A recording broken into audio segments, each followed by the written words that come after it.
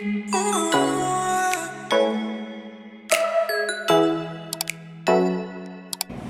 guys, so today's video we're gonna do a mukbang.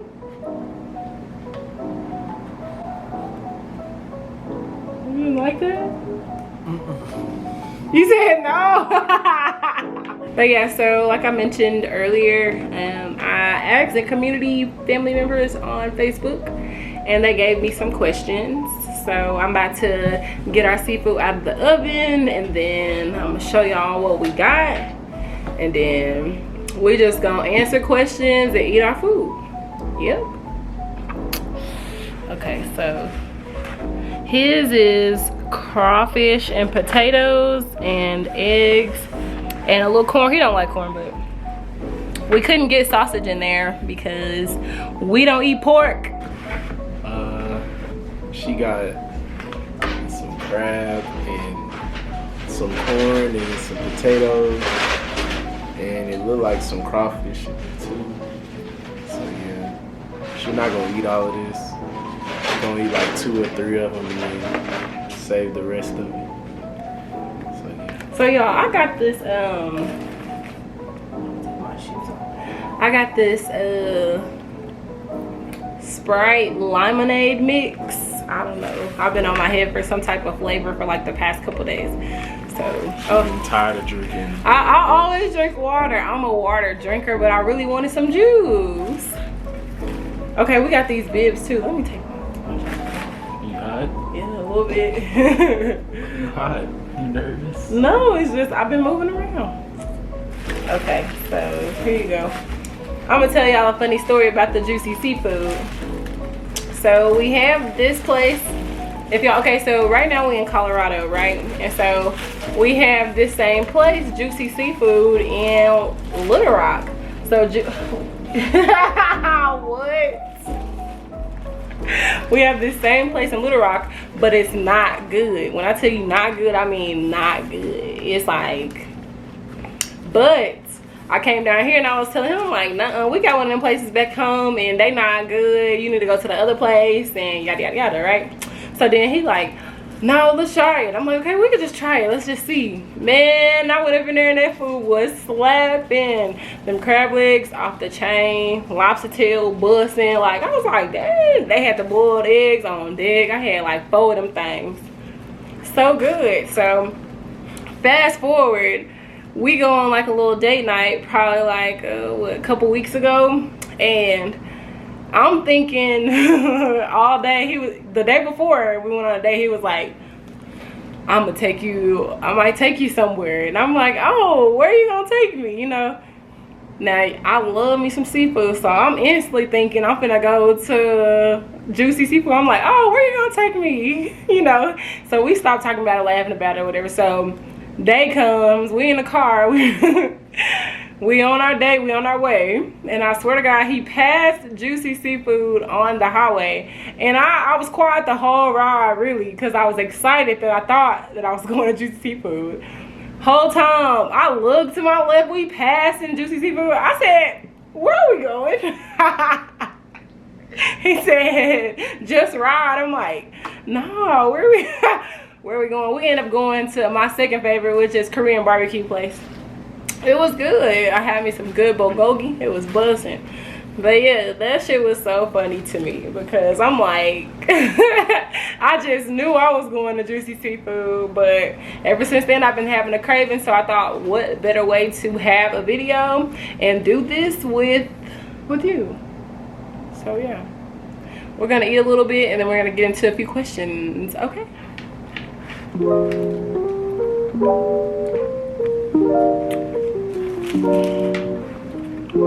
Thank you though for his food about to receive action instead of about a crazy.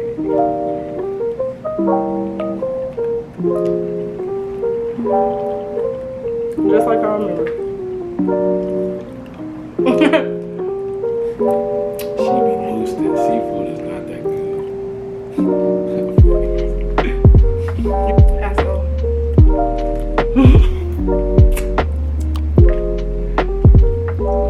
Seafood is the best. It's not. eat seafood, but I tolerate it. Like it's good, but it's not like, oh my god. That's fine. I need some Me seafood.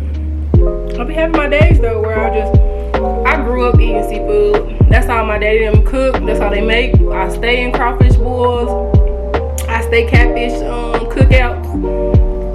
That just is what it is. He not a true Southern gentleman, y'all. She's not a Southern. Yes, I am. Don't listen to She okay. Any of my Southern people, do y'all eat chitlins? Cause I do. She Okay. don't eat chitlins. Y'all ain't bringing up chitlins because y'all know how I feel about them. Nasty ass. And then she eats mustard with her fish. Yes, I eat mustard on my fish. He looking at me like I'm the wrong person. You eat chitlins, like that's gonna be.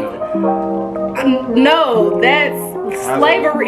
That's what I'm saying. You gotta use another arm Why? because you bumping into me. Use both hands.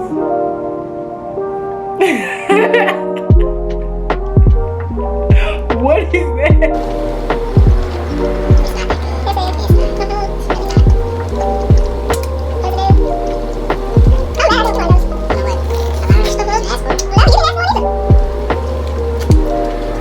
Okay, so let's get into some of these questions. My nose sweating. Ooh, Stacy. So this is gonna get deep, y'all. So let's just ride it out. And I don't know what the question. I don't know. I just opened my phone, went to the status, and here we are. So this is not rehearsed, is what I'm getting at. This is literally just us and our genuine, honest opinions. Okay, so the first question is, how important is communication? And what communication style works best for your partner? Communication is it's important, especially like when it comes to expressing not only what the problem is or what problem you have with the relationship, but what problem you have with yourself. I know sometimes as a man, you don't want to go to your woman all the time about your problems or whatever, because you know that's a man. Like, you just feel like if you go to her, then maybe she's babying you or sheltering you some way. But I'm starting to learn that I'm finally with somebody that won't judge me based off of whatever I have a problem with. And I think that's when it goes to the communication style of my partner. It's more of a open arms policy, as you can say.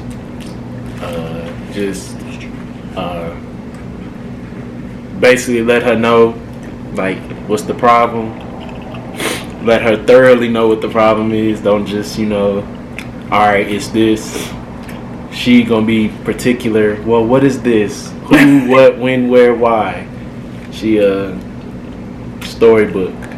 She needs to know everything. So You gotta tell me. yeah. So that's pretty much Okay. it. I think communication is like the number one, because like you're with another person, and so when you with another person, you gotta like I don't know how to explain that. It's like you with another person, you can't just not talk. I'm kind of that person that I always, even though I'm quiet, I still got stuff to say. Like, I have stuff to say when I have stuff to say. So I think when it comes to my partner, we have a very, like you said, very open arms policy. Whenever something is wrong, it's so open and it's so honest. Even if it's like something that's like, yee, or whoa, or, you would feel embarrassed or you would feel shamed about. There's no shame. So,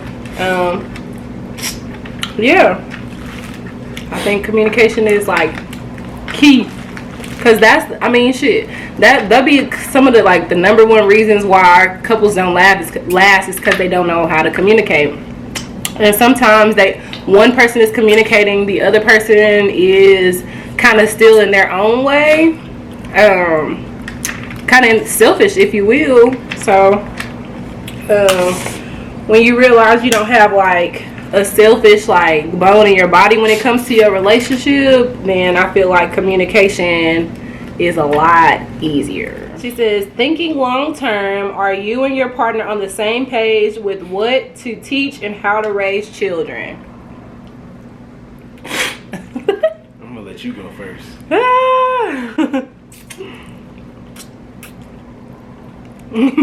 Alright, so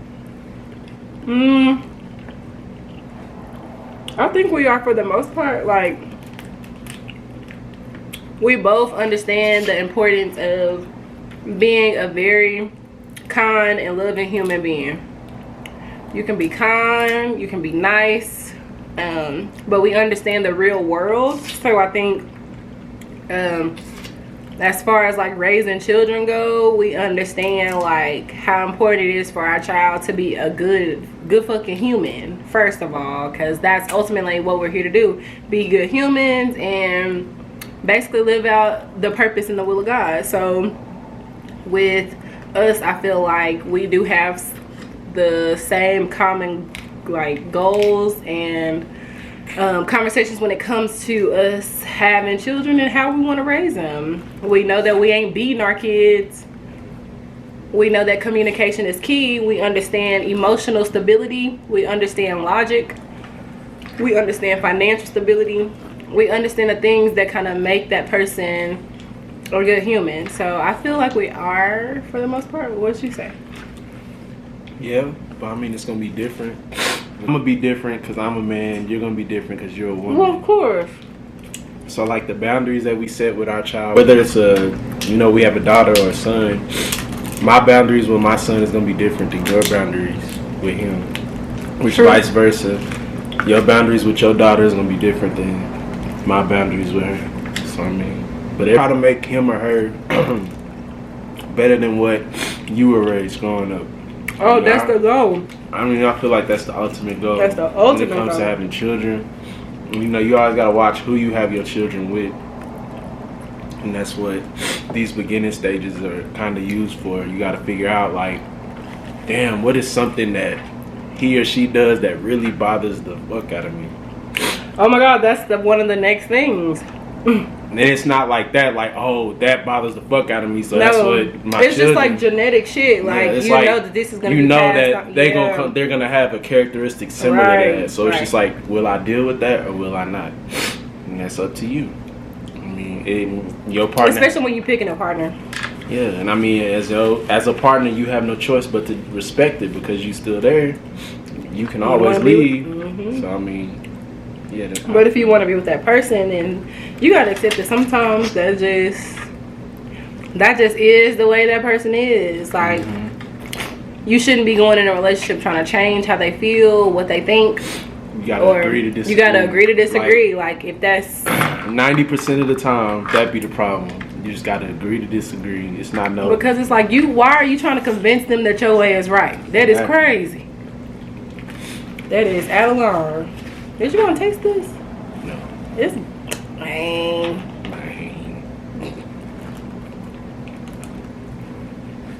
What's the next one?